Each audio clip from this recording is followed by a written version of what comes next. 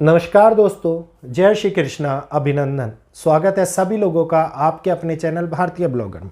मंगल और शनि की एक अशुभ योग की शुरुआत हुई है 30 सालों के बाद में।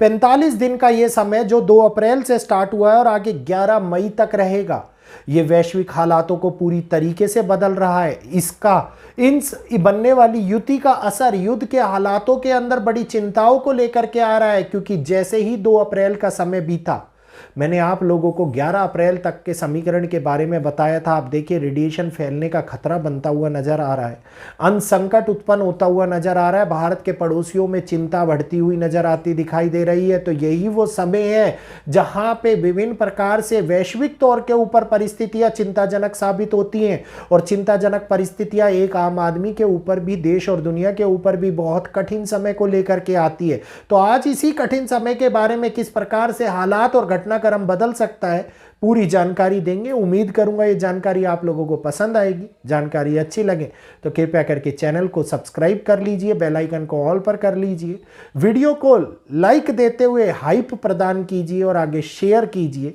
तो जानकारी का लाभ उठाते हुए सुनिए जानकारी को कितनी स्पष्ट रूप से आप लोगों को एक नॉर्मल तरीके से बताई जा रही है। शनि का मीन राशि में गोचर हुआ था 29 मार्च 2025 को। जब से शनिदेव 30 सालों के बाद में मीन राशि के अंदर आए हैं, चीजों में बहुत बड़ी अव्यवस्था सी बनती हुई नजर आ रही है।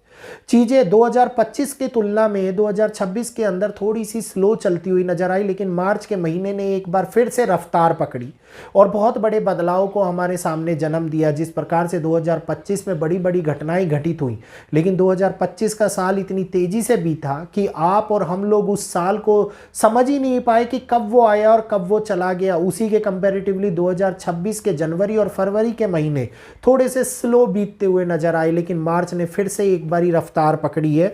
और इस रफ्तार के पकड़ने के बाद में 2 अप्रैल को, जैसे ही अप्रैल का महीना शुरू हुआ, मंगल का शनि के साथ में गोचर हुआ। मंगल की शनि के साथ में युति बनी और शनि के साथ में मंगल की युति एक अशुभ परिणामों को लेकर के सामने आती है। और इस समय के ऊपर शनिदेव, जो न्यायपालिका के प्रमुख माने जाते हैं, न्याय व्यवस्था को स्थापित करने के लिए इनका एक महत्वपूर्ण योगदान होता है, ये अस्त हो चुके हैं। और सूर्य के कारण से जब शनिदेव अस्त चल रहे हैं और वहीं पर मंगल का शनि के ऊपर प्रभाव बनाना 2 ग्रहों की युति में इस प्रकार की टक्कर ला रहा है, जैसे ईरान और अमेरिका का युद्ध, रशिया और यूक्रेन का युद्ध, और इसी के साथ में भारत और पाकिस्तान के लिए भी चिंताओं का समय बढ़ता हुआ नजर आता दिखाई दे रहा है। विस्तार से इस बारे में बातचीत अगर हम करते हैं तो वृषभ लगन की अगर भारत की कुंडली को देखूं तो शनि और मंगल की युति बिल्कुल भी अच्छी नहीं मानी जाती। इसके विभिन्न प्रकार के परिणाम हम लोगों को देखने को मिलते हैं और 45 दिन के इस गोचर के अंदर युद्ध बड़े लेवल के ऊपर एनहेंस होते हुए दिखाई देंगे आप लोगों को, क्योंकि 17 फरवरी को कुंभ राशि से सूर्य भी ग्रहण के बाद जैसे ही गोचर कर करके मीन राशि के अंदर चले हैं, ये अभी 15 दिन के लिए त्रिग्रही योग की भी उत्पत्ति कर रखी है इन्होंने।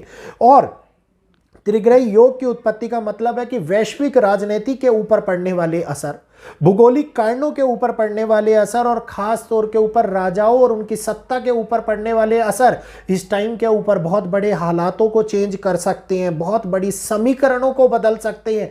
जहां पे लोग युद्ध जीतने की कल्पना कर रहे हो, वहीं पर पलड़ा उल्टा भी पड़ता हुआ नजर आ सकता है। तो राजनीति के अंदर आने वाला भूचाल हालातों को और भी ज्यादा खराब करता हुआ नजर आने वाला है। मंगल के ग्रहण योग के कारण उत्पन्न होने वाले हालात, जिसमें कुंभ राशि कुंभ जो है वो राहु जो है कुंभ राशि के अंदर संचरण कर रहे हैं और सूर्य से भी युति बनाए हुए हैं।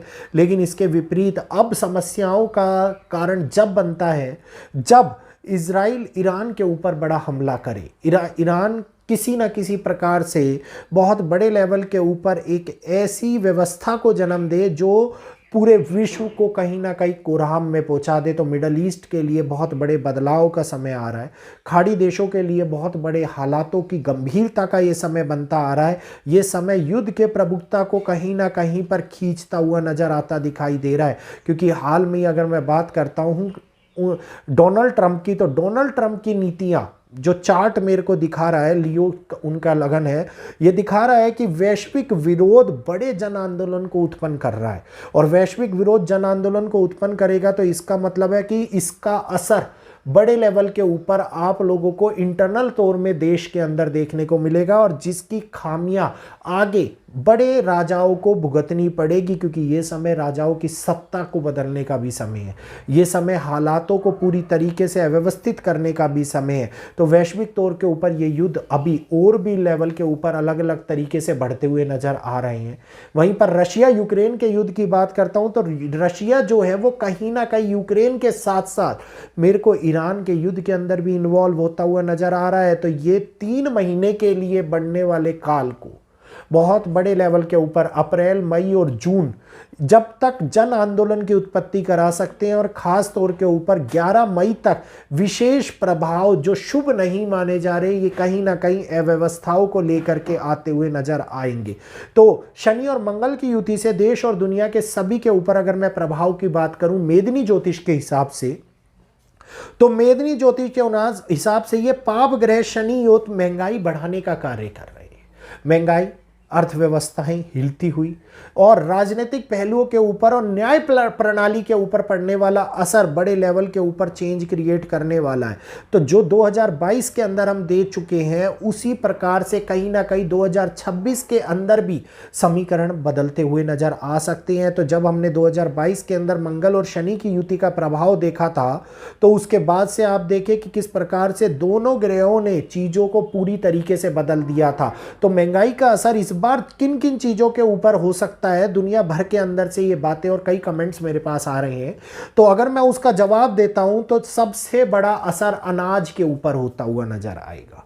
नंबर 2 धातुओं के ऊपर होता हुआ नजर आएगा। नंबर 3 लिक्विडिटी चीजें, ऑयल, केमिकल, रिफॉर्म्स चीजें, चाहे वो युद्ध हो चाहे ना हो, इसका प्रभाव 2022 में भी वैसा ही था और 2026 के अंदर भी बनता हुआ नजर आता दिखाई देता है। कीमतों के अंदर सडनली होने वाले बड़े चेंज बहुत बड़े लेवल के ऊपर लोगों को खराब असर देते हुए नजर आएंगे, क्योंकि इस वर्ष के स्टार्टिंग ही जो हुई थी उसमें कहीं ना कहीं पर राहु का प्रभाव तेजी से बढ़ रहा था, और राहु का प्रभाव तेजी से बढ़ना और कहीं ना कहीं राहु की इन्वॉल्वमेंट हर एक ग्रह के साथ में आना, जो काल सर्पदोष जैसे हालात भी बने हैं, ये बहुत बड़े लेवल के ऊपर खराब कार्य भी करा सकता है। वहीं पर अगर मैं अमेरिका की बात करूं तो सी लगन जो है उसमें उदय हो रहा है। सी लगन के अंदर उदय होने का मतलब है अष्टम भाव के अंदर अगर जाना, और राहु का शनि के साथ अशुभ और विषोंतरी दशा के अंदर अमेरिका की कुंडली में 12 मई तक चल रही असमस्याओं को लेकर के आना सेना को कहीं ना कहीं पर प्रभावित करता है, होम सिक्योरिटी को कहीं ना कहीं पर प्रभावित करता है, नेशनल सिक्योरिटी को प्रभावित करता है, और यह प्रभावित करता है बड़े प्राकृतिक घटनाओं को जिसमें जल इन्वॉल्व हो। तो कुछ द्वीपों के ऊपर, कुछ समूहों के ऊपर, कुछ देश अमेरिका के आसपास के कुछ जगहों के ऊपर आप लोगों को कहीं ना कहीं पर बड़ी प्राकृतिक घटना के खराब हालात देखने को मिल सकते हैं। युद्ध पूरी तरीके से बदलता हुआ नजर आ सकता है। भारत की कुंडली की अगर हम बात करते हैं तो भारत की कुंडली जिसे मंगल और राहु और गुरु कठिन विषोंतरी दशा में चल रही है, 4 अप्रैल से 25 मई तक चलती हुई नजर आ रही है। मंगल की महादशा ऑलरेडी चल रही है, राहु की अंतरदशा चल रही है, और उसके बाद में गुरु की कठिन विषोंतरी।